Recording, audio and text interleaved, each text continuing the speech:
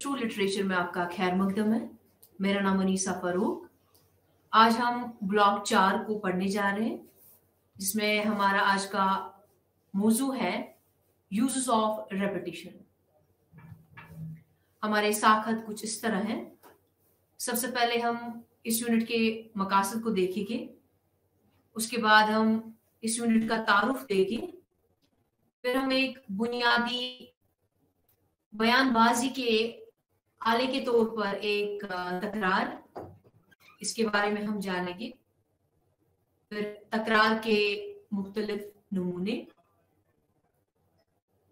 फिर Ibrahim Lincoln the Gettysburg address, इसको हम पढ़ेंगे।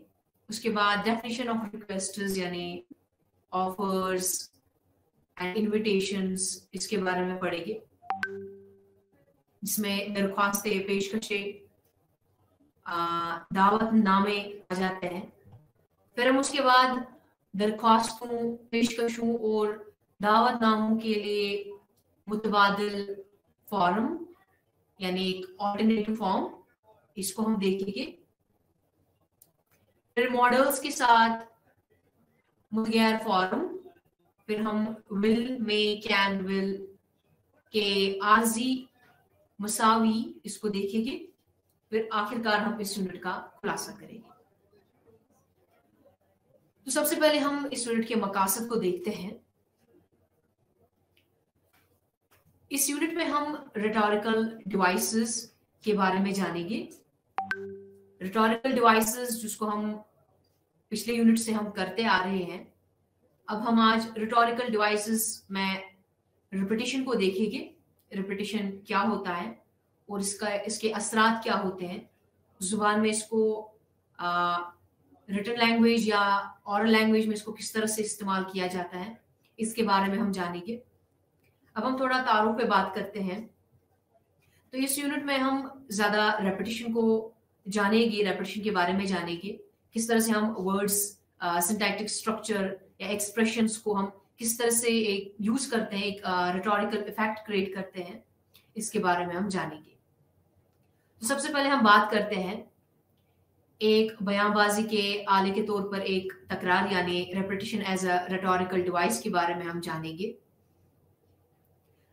जिस तरह से हम रोजमर्रा जिंदगी में हम लैंग्वेज का जिस तरह से इस्तेमाल करते हैं, इसमें हम रोजमर्रा जिंदगी में हम कुछ वर्ड्स जो है एम्फेसिस के तौर पर इस्तेमाल करते हैं, या कुछ वर्ड्स को हम बार बार दोहराते हैं, जिससे एक सेंटेंसेस में एक एम्फेसिस के तौर पर हम इस्तेमाल करते हैं, या जिसको हम कहेंगे रेपिटिशन जो है हम रोजमर्रा जिंदगी में एम्फेसिस के तौर पर इस्तेमाल करते हैं। उसी तरह तहरीरी जुबान में भी हम रेपिटिशन का इस्तेमाल करते हैं, जिसको तो एक एग्जाम्पल को लेते हैं हम। Kitty, you must get out of bed early. You must go to the toilet, wash your face and brush your teeth. You must come to the breakfast table on time, and you must be ready for the school bus at 8. तो एक mother जो है अपने child को बोलती हैं, बार बार repeat करती हैं कि किटी को बोलती हैं क्या करना चाहिए, आपको सुबह सवेरे उठना चाहिए और जल्दी से वॉशरूम जाके फेस धो के ब्रश करके ब्रेकफास्ट टेबल पे टाइम पे आना चाहिए, और उसके बाद स्कूल बस के लिए रेडी होना चाहिए। तो इस तरह से जो ग्रामेटिकल स्ट्रक्चर का इस्तेमाल हुआ है, जो यू मस्ट जो है इसमें बार बार इस्तेमाल हुआ है। तो यू मस्ट से किस तरह से मदर जो है ये एम्फसाइज करती है, किस तरह से एक जोर देती है बातों पे, कि वो अपनी बच्चों को किस तरह से इंस्ट्रक्ट करती हैं क्या करने के लिए, सुबह किस तरह से उठने के लिए, जल्दी से उठने के लिए, स्कूल के लिए रेडी होने के लिए एक एम्फेसिस के तौर पर यू मस्ट का इस्तेमाल करती हैं। और लैंग्वेज में हम लैंग्वेज जो है ये कम्युनिकेशन खाली वर्ड्स के जरिए हम नहीं करते हैं, बल्कि जेस्चर्स से भी हम कम्युनिकेट करते हैं। हम क्वालिटीज से भी, लाउडनेस से, या जो वॉइस का पिच होता है उसके जरिए भी हम एम्फोसिस का इस्तेमाल करते हैं। लेकिन या कभी कभार हम लैंग्वेज पैटर्न को चेंज करके जो मीनिंग होता है उसका, उस सेंटेंस का मीनिंग जो होता है वो चेंज हो जाता है। इस तरह से हम एम्फेसाइज जो है अपनी जुबान पे इस तरह से हम जोर देते हैं, या तो हम वर्ड को चेंज करते हैं, वर्ड के स्ट्रक्चर को चेंज करते हैं, सेंटेंस के स्ट्रक्चर को चेंज करते हैं, या जेस्चर्स का इस्तेमाल करते हैं, वॉइस का इस्तेमाल करते हैं, टोन का इस्तेमाल करते हैं, पिच का इस्तेमाल करके हम एम्फेसाइज करते हैं। तो या हम जो रेपिटिशन जो है ये एक रेटोरिकल डिवाइस है। तो रेपिटिशन जो है ये किस तरह से एक एम्फेटिक इफेक्ट क्रिएट करता है।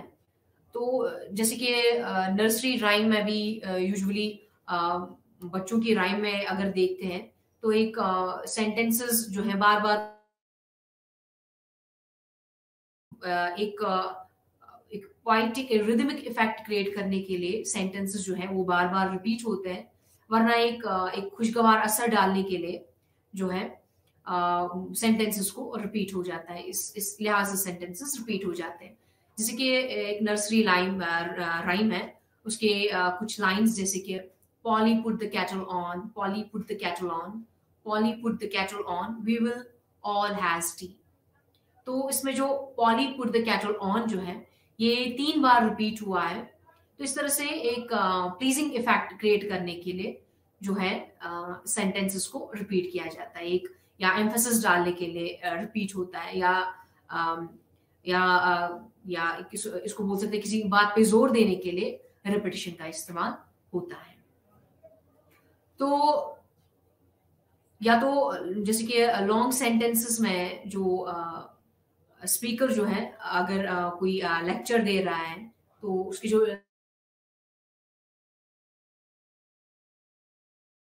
कोई इंपॉर्टेंट वर्ड बार बार दोहराने के लिए मींस, यानी जैसे कोई स्पीकर है वो कुछ एक लॉन्ग स्पीच दे रहा है, तो जैसे कि उसमें कुछ इंपॉर्टेंट पॉइंट्स होते हैं तो स्पीकर उस बात को बार बार दोहराता है। जो इंपॉर्टेंट पॉइंट्स होते हैं वो बार बार दोहराता है ताकि जो लिस्टर है उसको समझने में डिफिकल्टी ना हो।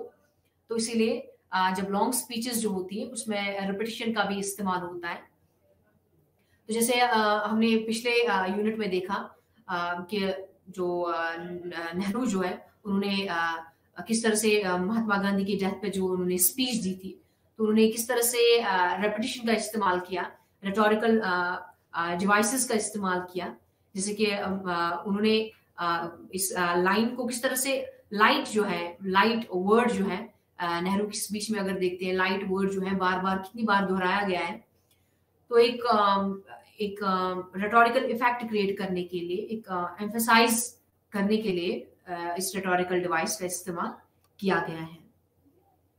और जो ये वर्ड डार्कनेस है, डार्कनेस का भी काफी बार नेहरू की स्पीच में इस्तेमाल हुआ है रेटोरिकल इफेक्ट क्रिएट करने के लिए। इन वर्ड्स का इस्तेमाल हुआ है।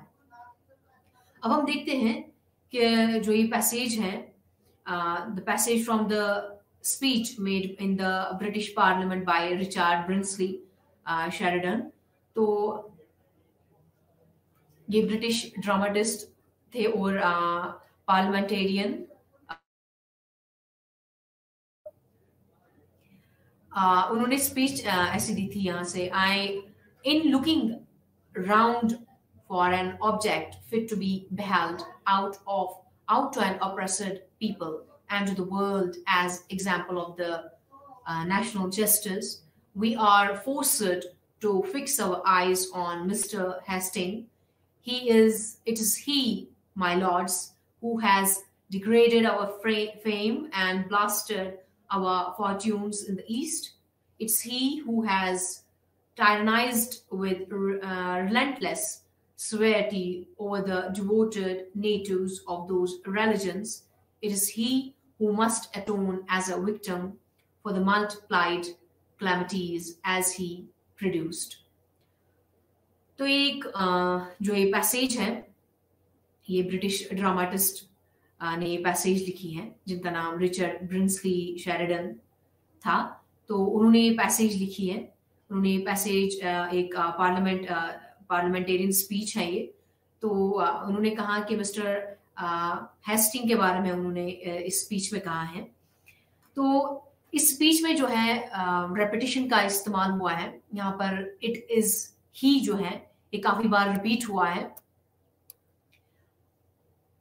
तो इट इज ही जो है ये एक रिटोरिकल डिवाइस के तौर पर इस्तेमाल हुआ है एज अ रेपिटेशन, ताकि एक एम्फसाइज डालने के लिए इन फ्रेज का इस्तेमाल हुआ है। तो इस तरह से अगर हम देखें जो शेरिडन ने इस रेपिटेशन को यूज किया है, लेकिन इससे क्या यानी क्या असर पड़ता है इस स्पीच में, जिस तरह से इन्होंने रेपिटेशन का इस्तेमाल किया है, तो इससे क्या यानी फायदा हो सकता है या किस तरह से इन्होंने एम्फसाइज किया है। तो शेरिडन जो है ये सामीन की तवज्जो जो है ये वॉरेन हेस्टिंग पर मजबूर करने की काबिल है। उन्होंने मजबूर करने की कोशिश की है, जो इनके मुताबिक हिंदुस्तान अवाम के खिलाफ मुख्तलिफ जारहाना कार्रवाइयों का जिम्मेदार था। तो इस वजह से जो लोग थे से उन्होंने यानी मिस्टर हेस्टिंग की वजह से उन्हें काफी मुश्किलातों का सामना करना पड़ा। तो जो शेरिडन है, तो उन्होंने किस तरह से अपनी स्पीच में रेपिटेशन का इस्तेमाल करके एक एम्फसाइज डालने की कोशिश की, जो इट इज ही जो है एक रेटोरिकल सेंस में इस्तेमाल हुआ है। ये काफी बार इस पैसेज में रिपीट हुआ है। अब हम बात करते हैं तकरार के मुख्तलिफ नमूने। हम इस बारे में बात करते हैं, जैसे कि तहरीरी या इसको हम बोलते हैं ऑरेटोरिकल राइटिंग्स में जिस तरह से हमने रेपिटेशन देखी, किस तरह से रेपिटेशन इस्तेमाल हुआ है, किस तरह से इस रेटोरिकल डिवाइस का इस्तेमाल हुआ है, उस तरह से अदबी फनकार जो है वो यानी जो लिटरेरी आर्टिस्ट हैं वो भी इस डिवाइस का इस्तेमाल करते हैं। इस डिवाइस को राइटिंग में वो इस्तेमाल करते हैं, उस डिवाइस को स्पीच में इस्तेमाल करते हैं। Tomorrow and tomorrow and tomorrow creeps in this pretty pace from day to day to the last syllable of recorded time. या दूसरी एग्जाम्पल जो है, it is glory of the constitution under which we live that no man can be punished without guilt, and this guilt must be of clear legal manifest evidence, so that nothing dark, nothing oblique, nothing authoritative, nothing insidious shall work to the detriment of the subject. जो ये example है ये RB Sheridan से ली गई, up the evidence on the second charge against Warren Hastings। तो यहाँ से ये एग्जाम्पल ली गई है। तो इन दो पहली और दूसरी एग्जाम्पल की अगर हम बात करते हैं, तो पहली और दूसरी एग्जाम्पल में जो वर्ड, पहली एग्जाम्पल में वर्ड जो टुमारो है एंड टुमारो ये रिपीट हुआ है, और जो दूसरी एग्जाम्पल है इसमें नथिंग जो है ये काफी बार रिपीट हुआ है। Nothing dark, nothing oblique, nothing authoritative. तो ये नथिंग वर्ड जो है ये काफी बार रिपीट हुआ है।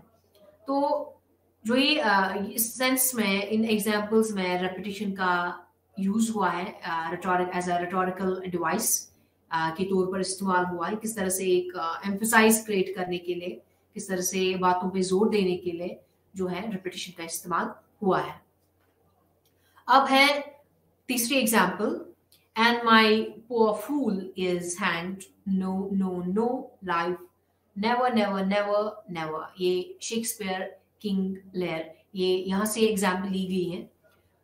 और चौथी example, my love is like a red rose, जो बर्न्स से एग्जाम्पल ली गई है।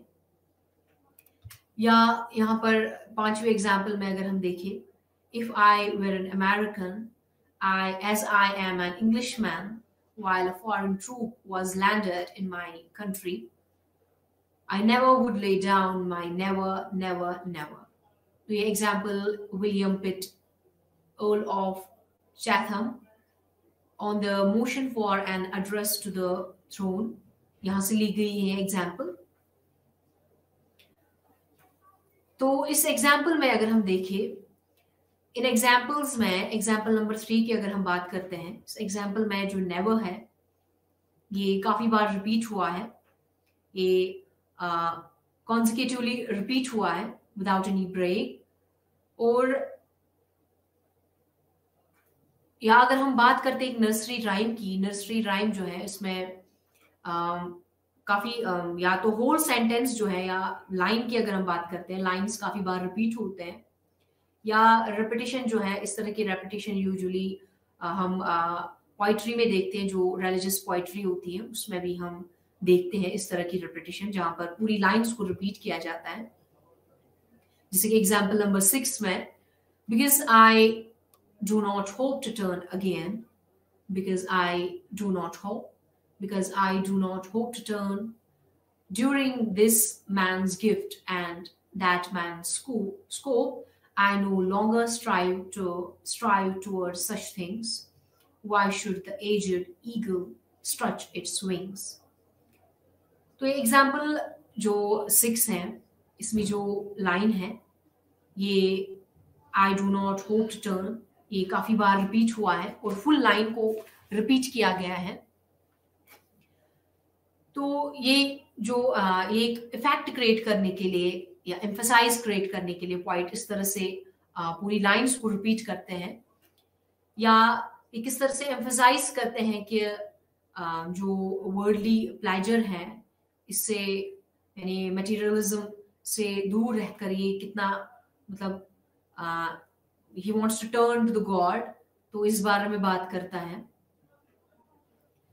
या कुछ टाइम्स या समटाइम्स जो ऑथर होते हैं वो जो लाइंस होती है इनको इनवर्स, यानी इनकी पोजीशन को चेंज करके इस तरह से रिपीट करता है, जैसे कि I love my country I love. तो इस सेंस में भी रिपीटिशन देखने को मिलता है। या जिस तरह, या एक सेंटेंस जहां पर एंड होता है तो दूसरी लाइन में वो सेंटेंस उसी वर्ड से स्टार्ट हो जाता है, इस तरह से भी रेपिटेशन जो है ये देखने को मिलता है।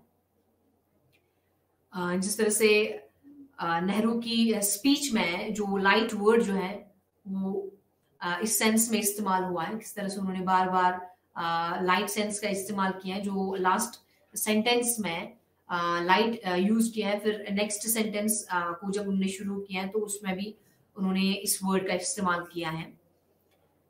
या इस तरह की एग्जाम्पल आ जाती है, I greatly love I also the novel of Lawrence. इस तरह से भी इसकी एक दूसरी एग्जाम्पल है। या जो हमने पिछली एग्जाम्पल देखी, एग्जाम्पल 2, जो यहाँ पर गिल्टी जो है, guilt without guilt, in the glory of the constitution under which we live, that no man can be punished without guilt, and this guilt must be publicly demonstrated by a series of clear legal manifest evidence.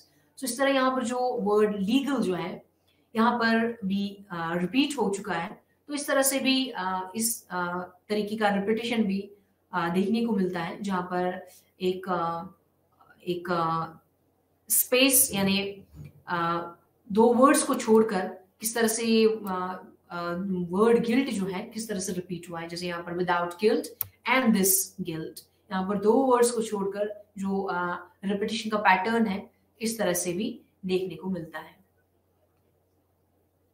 तो repetition जो है usually जो authors होते हैं, orators होते हैं, repetition को emphasise के तौर पर इस्तेमाल करते हैं, यानी किसी बात को जोर डालने के लिए इस्तेमाल करते हैं, एक एज अ रेटोरिकल डिवाइस के तौर पर इस यानी इस डिवाइस को इस्तेमाल करते हैं। या एक और एग्जांपल अगर हम देखें, जो महेश दत्तानी है, महेश दत्तानी तारा, उन्होंने एक प्ले में एक एग्जाम्पल जो है उनकी प्ले में देखने को मिलती है, किस तरह से उन्होंने रेपिटेशन का इस्तेमाल किया है। जैसे secondly, after I die, a strange will find this recording and play it, devise it all.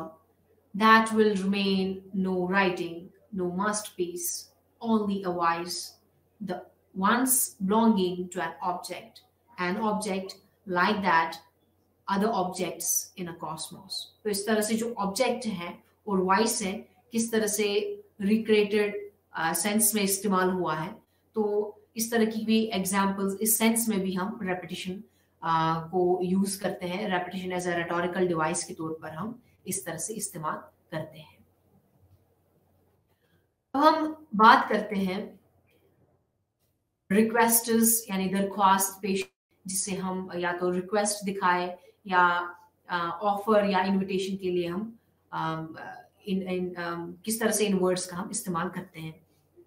जैसे कि रिक्वेस्ट यानी अर्ज करने के लिए यूजुअली जो स्पीकर है ये रिक्वेस्ट करने की यानी जो लिसनर है या दूसरा पर्सन जो होता है उसको किस तरह से रिक्वेस्ट किन वर्ड से रिक्वेस्ट करता है।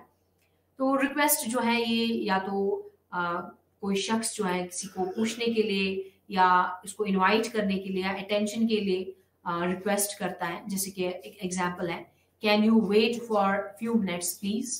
तो यहाँ पर जो है मॉडल्स का इस्तेमाल हुआ है, कैन का यूज हुआ है। और एक और example, do you think you should stop making that noise, या I wonder if you could help her. तो यहाँ पर जो वर्ड कुड है इस रिक्वेस्ट के सेंस में इस्तेमाल हुआ है। या remember to write won't you, won't का इस्तेमाल हुआ है। या put your books back on the shelf, इस तरह से भी इस सेंस में भी रिक्वेस्ट की जाती है। या I want you to be a little more attentive, या give me a hand with this heavy typewriter, या sorry can you say it again, या if you will just wait for a moment. देख सकते हैं किस तरह से request जो है ये रिक्वेस्ट क्रिएट हुई है।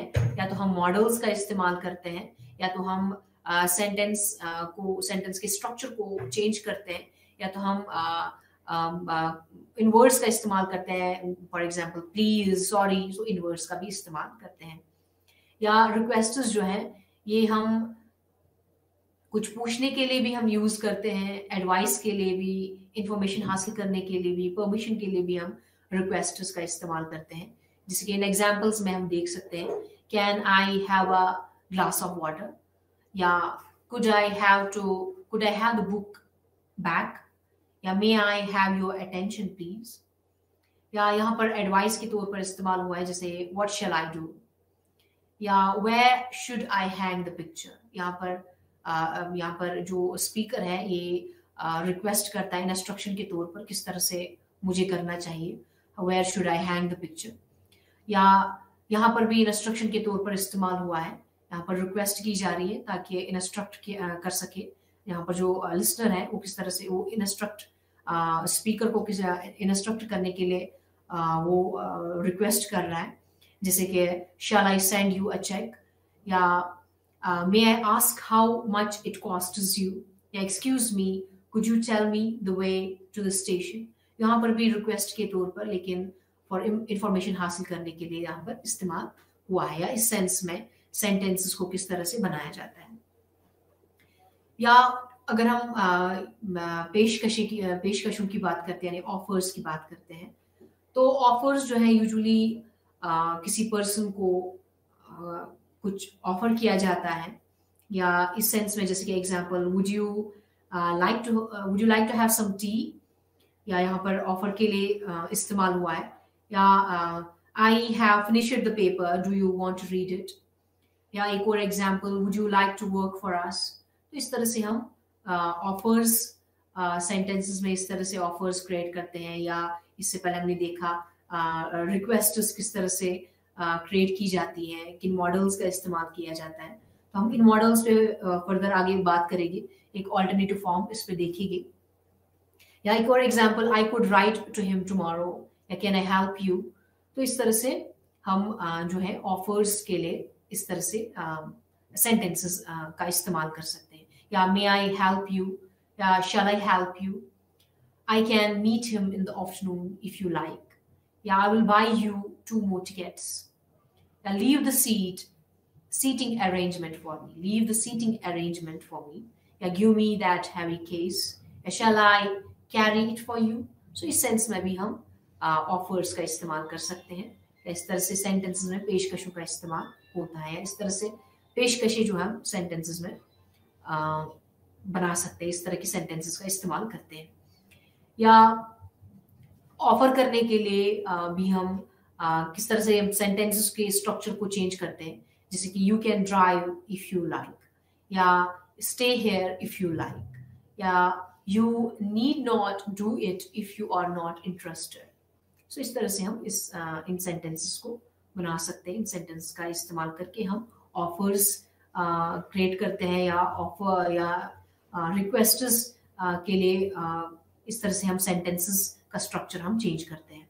या इनविटेशन को अगर हम देखते हैं, किस तरह से हम इनविटेशन के लिए यानी दावत के लिए हम सेंटेंसेस का इस्तेमाल करते हैं, जैसे कि if you are free on 15th shall we go to Jaipur. तो इस तरह से इनविटेशन का इस्तेमाल हुआ। इस तरह से एक इंट्रोगेटिव फॉर्म में इनविटेशन के लिए पूछा जाता है, इनवाइट किया जा रहा है, या would you like a trip to Jaipur on 15th। तो यहाँ पर भी एक इंट्रोगेटिव फॉर्म में जो इनविटेशन दावत दी जा रही है। या we are thinking of visiting Jaipur on the 15th। यहाँ पर एक डिक्लेरेटिव सेंटेंस के तौर पर इस्तेमाल हुआ है, यहाँ पर इंट्रोगेटिव फॉर्म में इस्तेमाल नहीं हुआ है। सो इस तरह से हम सेंटेंसेस के स्ट्रक्चर को इस तरह से हम मैनिपुलेट करके सेंटेंसेस या वर्ड्स को हम चेंज करते हैं, सेंटेंसेस के स्ट्रक्चर को चेंज करते हैं, या कभी कभार हम टोन को चेंज करते हैं या पिच का इस्तेमाल करते हैं। तो जो हम यानी हम पूरे कॉन्टेक्स्ट को नजर में रखकर हम इनका जो मीनिंग है अपनी जेस्चर से, क्वालिटीज से, वॉइस से, पिच से हम एम्फसाइज करने की कोशिश कर सकते हैं। हम इनका मीनिंग चेंज करने की हम इस तरह से मीनिंग भी चेंज कर सकते हैं। या इनविटेशन जो है, या तो इंट्रोगेटिव फॉर्म में भी हम इंट्रोगेटिव फॉर्म में भी हम इनवाइट कर सकते हैं। इंट्रोगेटिव सेंटेंस का स्ट्रक्चर जैसे होता है वैसे ही हम सेंटेंस स्ट्रक्चर इस्तेमाल करते हैं, या एक डिक्लेरेटिव फॉर्म के सेंस में भी इस्तेमाल करते हैं। या एक और एग्जांपल देखते हैं, डू कम इन। या अगर हम इसका पिच चेंज करते हैं, इसका इंटोनेशन चेंज करते हैं, तो एक एक्सक्लेमेशन, एक रिक्वेस्ट के सेंस में इस्तेमाल होता है। या how would you like to spend the weekend with us. तो यहाँ पर एक इंट्रोगेटिव सेंस के तौर पर एक इनवाइट किया जा रहा है यहाँ पर। या why don't you come and eat with us। इस सेंस में भी इनविटेशन के लिए पूछा जाता है। या would you like some tea and eat, have a samosa, या try some of his puddings, या will you have another cup of tea। इस सेंस में हम इनवाइट करते हैं, इस सेंस में हम इनविटेशन का इस्तेमाल करते हैं। या तो हम वर्ड्स को चेंज करते हैं, या सेंटेंस के स्ट्रक्चर को चेंज करते हैं, या तो हम जेस्चर्स, बॉडी लैंग्वेज को हम चेंज करते हैं। तो इस तरह से एक एम्फसाइज, एक इफेक्ट क्रिएट करते हैं। ये भी एक रिटोरिकल सेंस में हम इस तरह से इस्तेमाल करते हैं।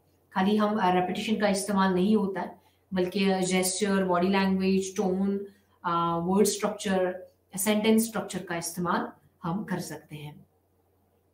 यूजुअली जो हम रिक्वेस्ट्स, ऑफर्स और इनविटेशन जो हैं, हम किस तरह से इनको यानी हम जो है दूसरी ऑल्टरनेटिव फॉर्म्स इनकी क्या है, किस तरह से हम रिक्वेस्ट्स, ऑफर्स और इनविटेशंस को के लिए पूछ सकते हैं, या किस तरह से हम रिक्वेस्ट कर सकते हैं, किस तरह से ऑफर कर सकते हैं किसी को, या किस तरह से इनवाइट कर सकते हैं। सो उनके लिए एक वेरिएंट फॉर्म्स हैं जिनको हम मॉडल्स कहते हैं, यानी विल, शैल, मे, इनके जरिए भी हम इन रिक्वेस्ट्स को रिक्वेस्ट कर सकते हैं, ऑफर्स क्रिएट कर सकते हैं, इनविटेशंस भी हम इनविटेशंस के लिए भी पूछ सकते हैं, इनवाइट करने के लिए भी हम इन मॉडल्स का इस्तेमाल करते हैं। जैसे कि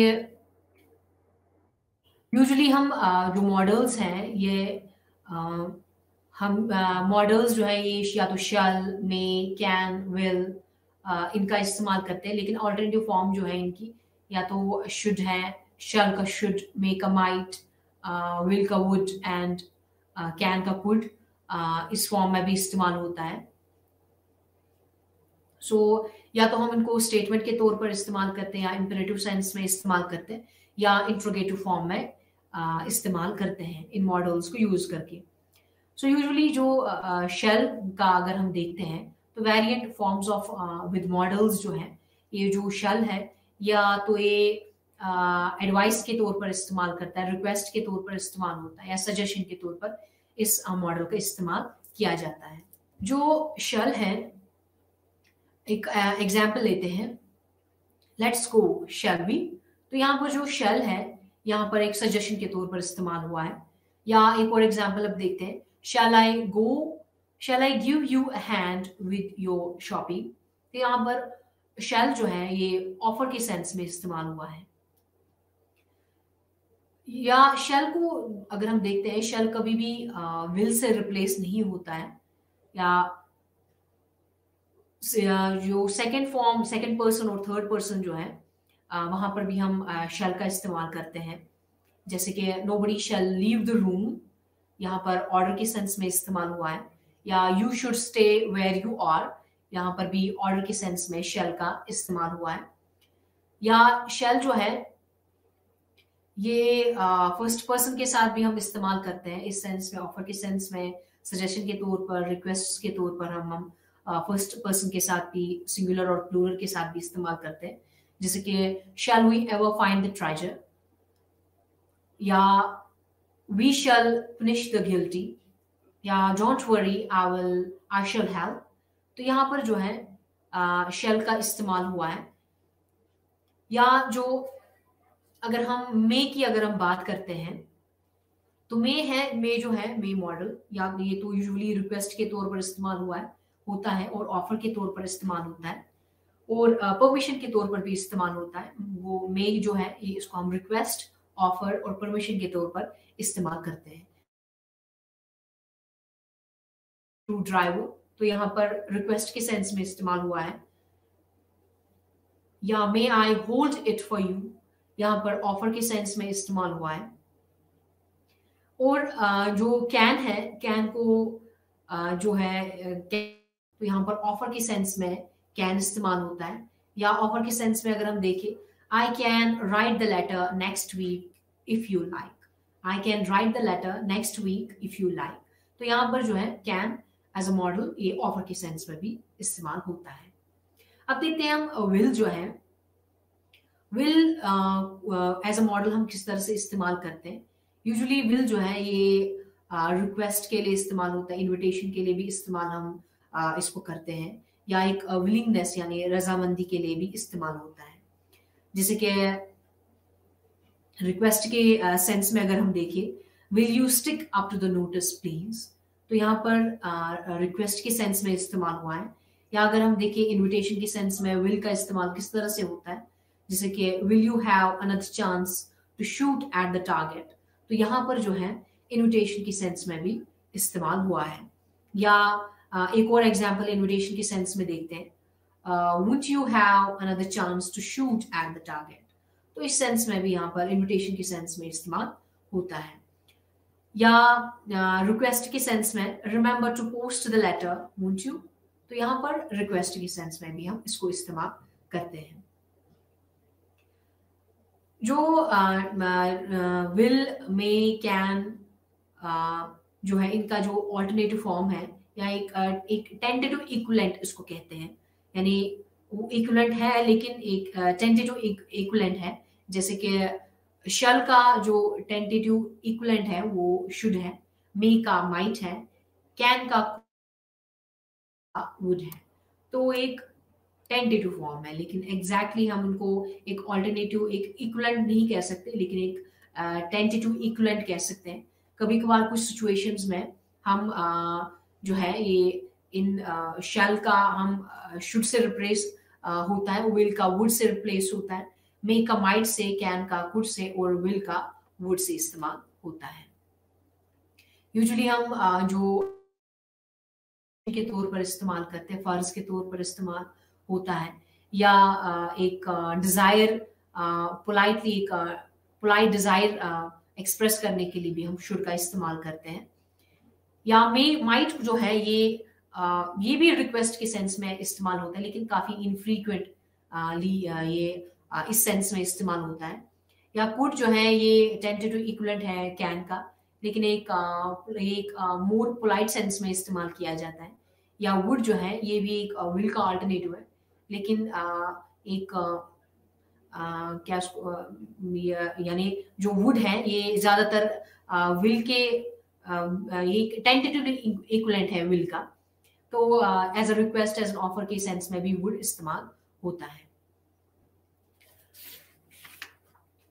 अब हम इस यूनिट का खुलासा करते हैं। तो इस यूनिट में हमने repetition as a device, as a rhetorical device के सेंस में किस तरह से इस्तेमाल होता है, तो हमने कुछ एग्जाम्पल्स पढ़ी, हमने कुछ पैसेजेस ली। तो इन पैसेज को डिस्कस करके हमने देखा कि किस तरह से एक एम्फेसाइज क्रिएट किया जाता है, किस तरह से राइटर्स, ऑरेटर्स जो है किस तरह से रेटोरिकल डिवाइस का इस्तेमाल करके, मोस्टली रेपिटेशन का इस्तेमाल करके किस तरह से एक एम्फेसाइज क्रिएट करते हैं, एक एम्फेटिक सेंस क्रिएट करने के लिए इन डिवाइसेस का इस्तेमाल होता है।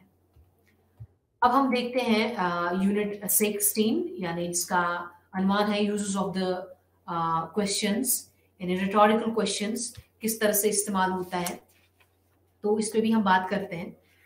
तो सबसे पहले हम इस यूनिट के मकासद को देखते हैं, उसके बाद हम इस यूनिट का तारुफ देंगे, फिर क्वेश्चंस यानी सवालात बतौर बयानबाजी आला, यानी questions as a rhetorical device किस तरह से इस्तेमाल होते हैं, या मुख्तलिफ किस्म के सवालात इनको देखेंगे, यानी वेरियस टाइप्स ऑफ क्वेश्चंस जो एज अ रेटोरिकल डिवाइस इस्तेमाल होते हैं, तो उनके बारे में हम जानेंगे।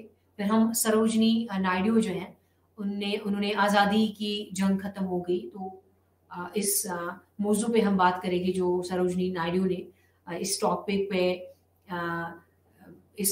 पे हम डिस्कस करेंगे।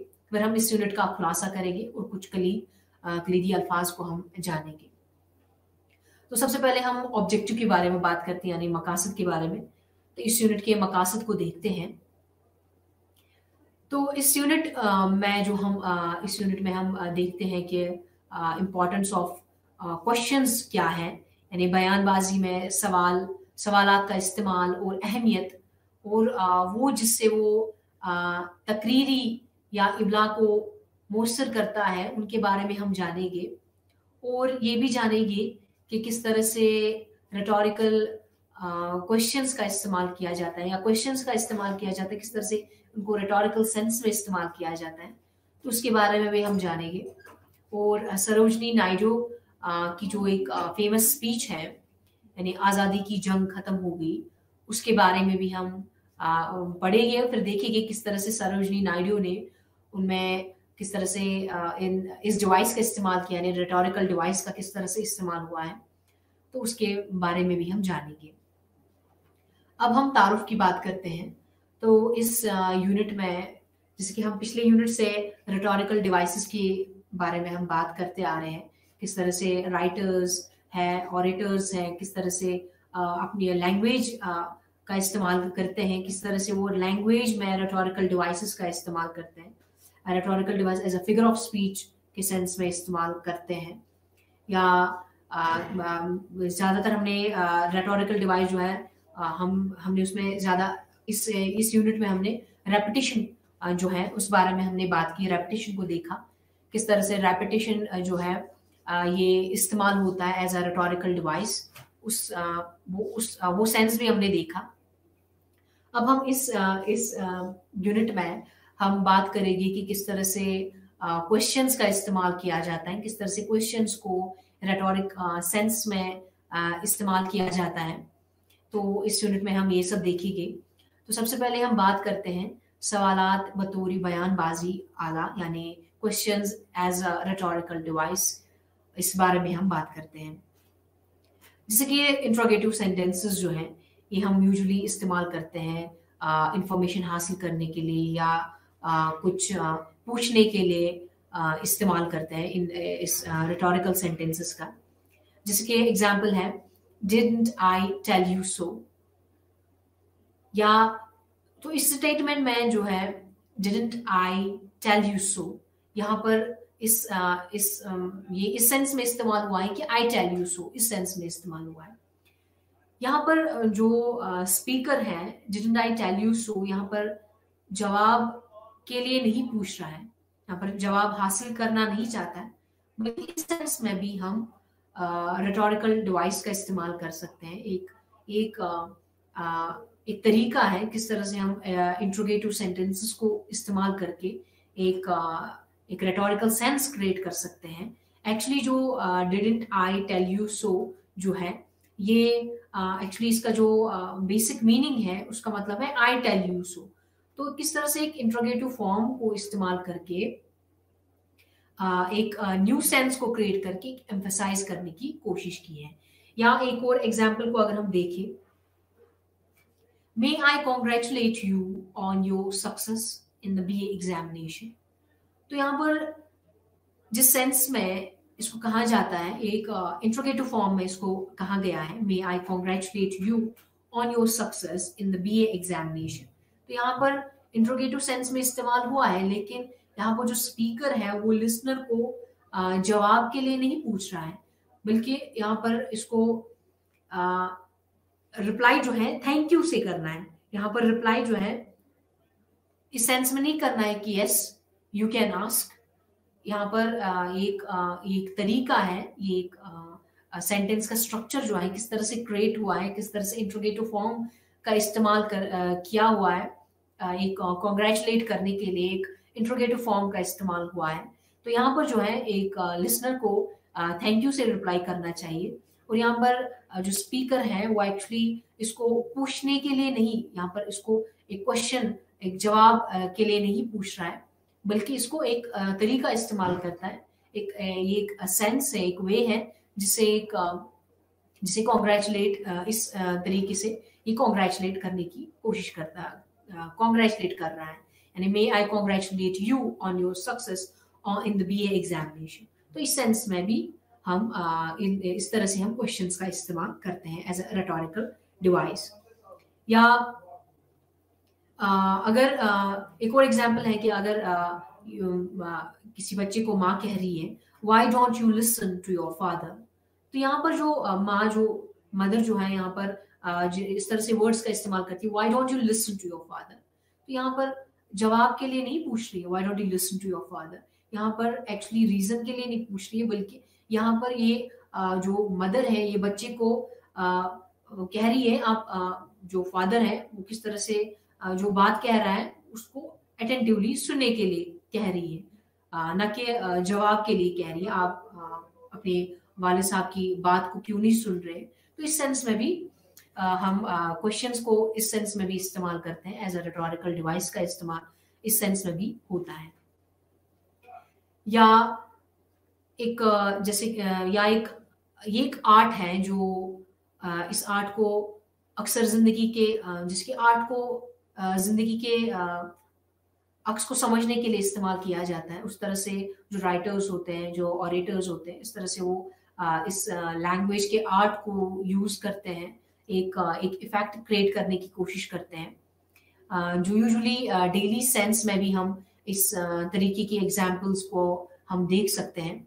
या जो इससे पहले मैंने एग्जाम्पल दी एक मदर और एक चाइल्ड की, किस तरह से मदर अपने चाइल्ड को कहती है कि why don't you listen to your father. तो यूजुअली ये हम डे टू डे लाइफ में इन एग्जाम्पल्स को देख सकते हैं, या एक डेली स्पीच में इस तरह की एग्जाम्पल्स को हम देख सकते हैं। या अगर हम देखते हैं W.H. डेविस की एक पोइम जो है लेजर, किस तरह से उन्होंने एक ओपनिंग लाइन की उनकी क्या रही है, जैसे कि उनकी ओपनिंग लाइन जो है इस पोइम की लेजर की वो है what is this life if full of care, we have no time to stand and stare.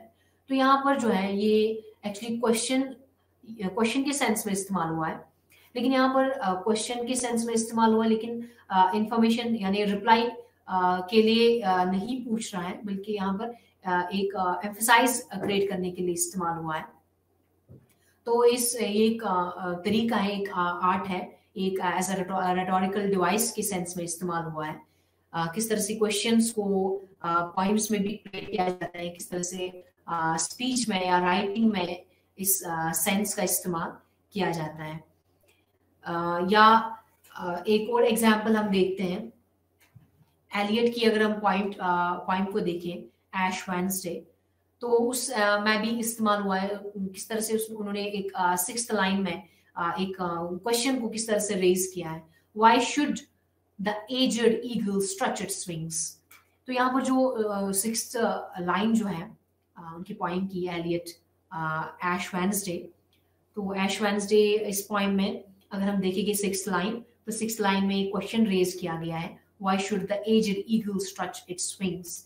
तो जो एक इस क्वेश्चन का इस्तेमाल हुआ है, एक रिप्लाई के सेंस में नहीं इस्तेमाल हुआ है, ताकि वो रीडर से या लिसनर से एक जवाब हासिल कर सके, इस सेंस में इस्तेमाल नहीं हुआ है। लेकिन यहाँ पर जो पॉइंट जो है ये अपने आप को एज्ड ईगल के साथ किस तरह से कंपेयर करता है, किस तरह से एक ईगल जो है अपनी विंग्स को किस तरह से स्ट्रेच करती है फ्लाई के लिए। जब उनको फ्लाई करना होता है तो किस तरह से अपनी विंग्स को स्ट्रेच करती है, अगर उन्हें हंट करना होता है या अपना शिकार ढूंढना होता है, वो अपनी जो विंग्स है उस वक्त भी स्ट्रेच करती है।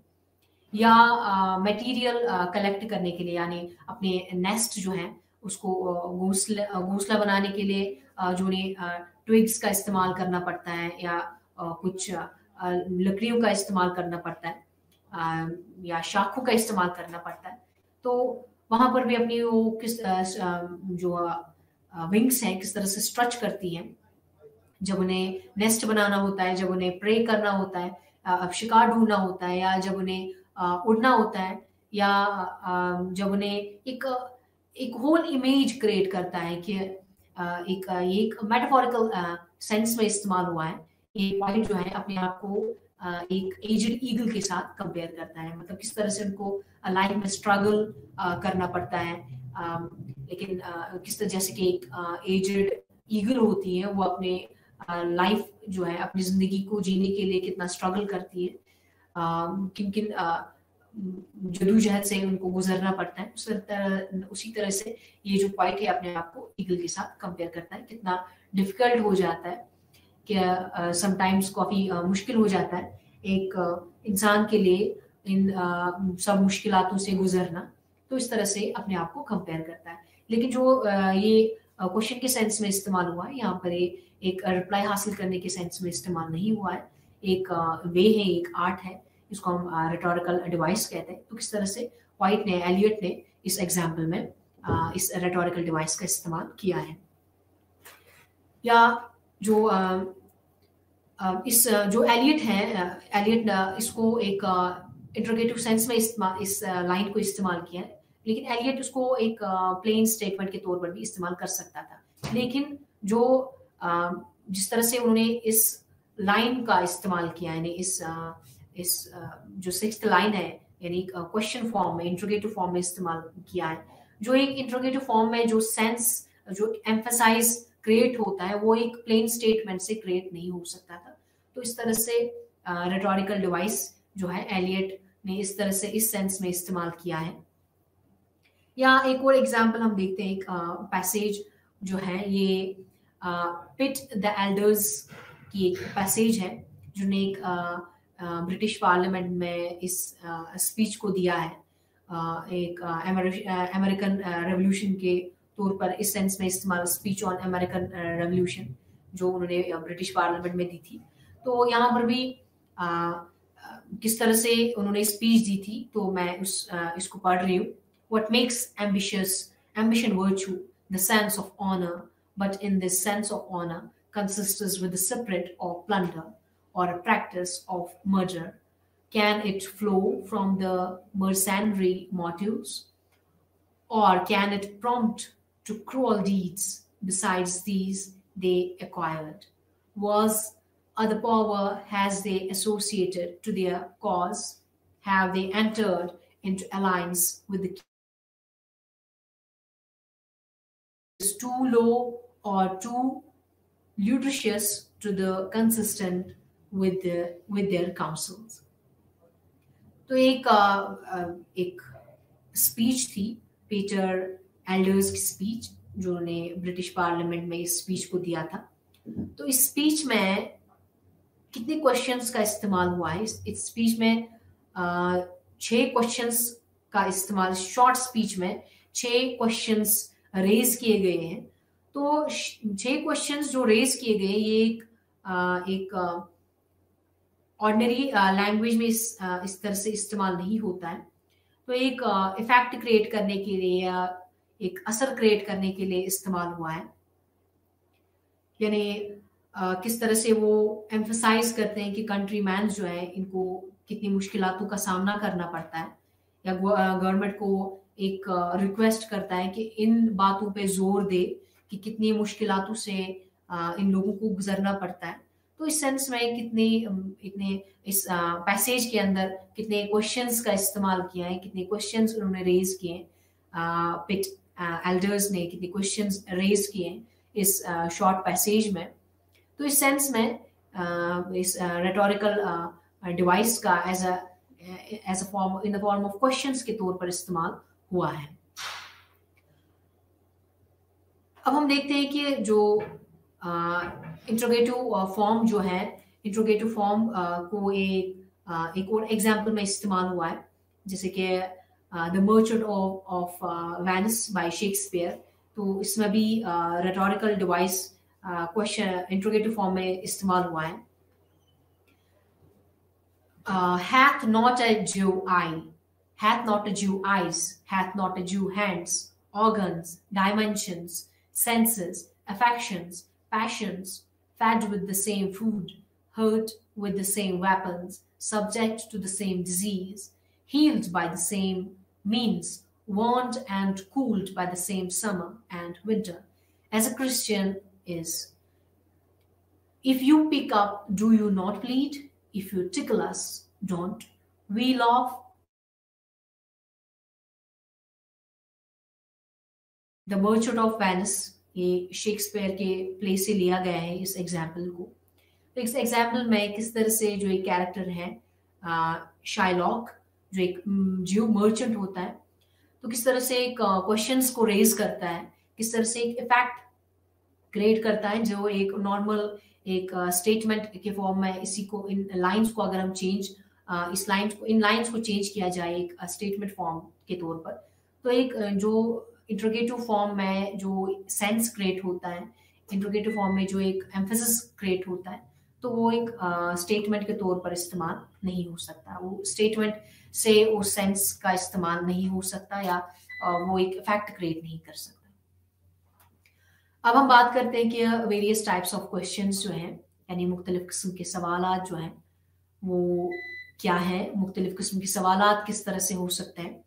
यूजुअली जो राइटर्स होते हैं वो खाली एक ही पैटर्न में इन क्वेश्चंस का इस्तेमाल नहीं करता। जैसे कि चर्चिल की स्पीच को अगर हम देखते हैं, ब्रिटिश पार्लियामेंट में चर्चिल की एक स्पीच उन्होंने दी थी, तो वहां पर उन्होंने 2 क्वेश्चन, एक पैराग्राफ में उन्होंने 2 क्वेश्चंस रेज किए थे।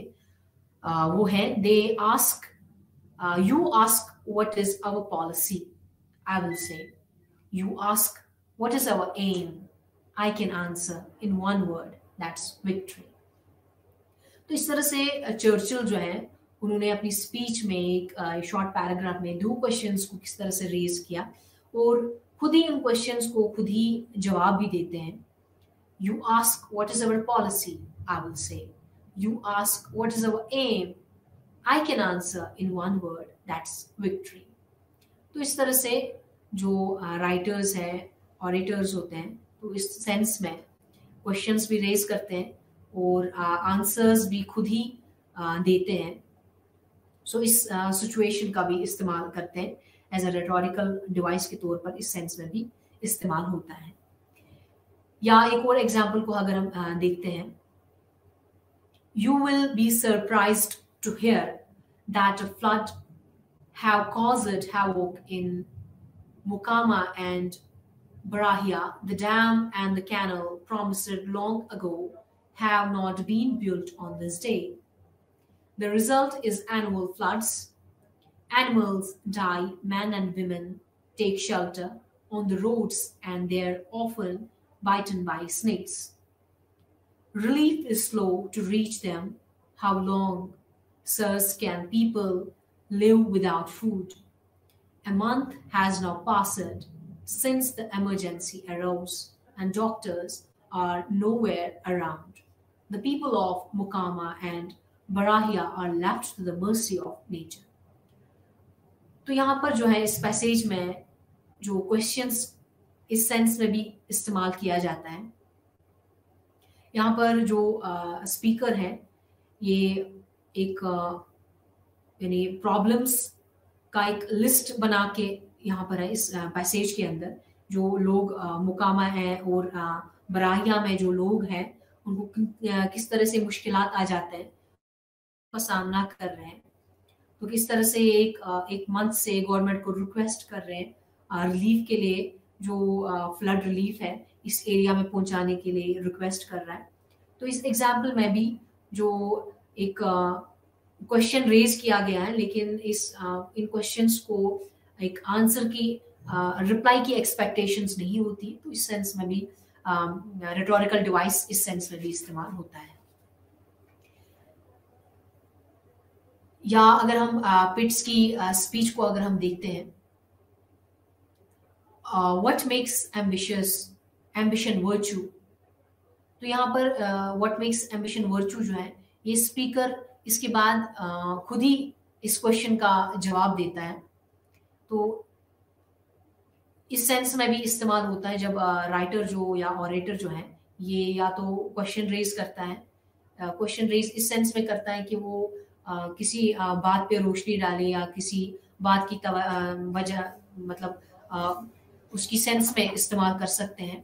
या दूसरे सेंस में जो राइटर्स होते हैं वो या तो इस सेंस में इस्तेमाल करते हैं कि वो खुद जो है जवाब के लिए या खुद जवाब देते हैं नेक्स्ट सेंटेंस में, या जवाब के लिए रीडर्स को गौर करने के लिए कहते हैं।